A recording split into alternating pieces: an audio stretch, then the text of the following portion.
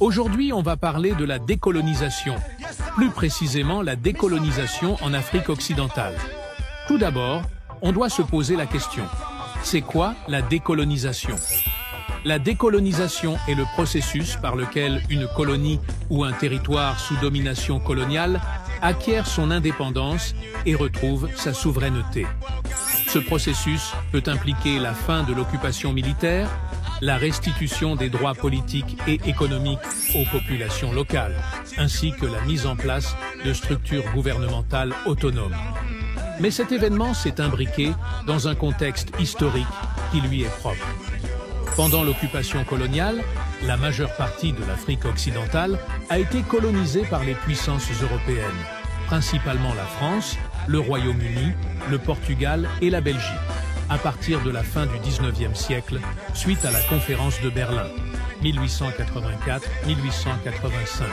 Ces territoires étaient exploités pour leurs ressources et leurs forces de travail. En outre, après la Seconde Guerre mondiale, les soldats africains ayant combattu aux côtés des Alliés ont pris conscience des contradictions entre les valeurs de liberté prônées par les puissances européennes et la réalité de la colonisation. Après, on se demande, quels sont les facteurs de la décolonisation? L'émergence des mouvements nationalistes dans les colonies ont contribué à la revendication d'indépendance. Des leaders comme Kwame Nkrumah, Ghana, Félix Houphouët-Boigny, Côte d'Ivoire, et Sékou Touré, Guinée, ont émergé, demandant des réformes ou l'indépendance totale.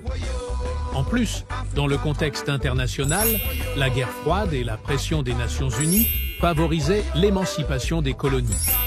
On peut aussi noter le développement d'une élite africaine. Les Africains éduqués dans les écoles coloniales ont commencé à contester la domination européenne. L'affaiblissement des puissances coloniales est aussi un facteur déterminant dans cette décolonisation.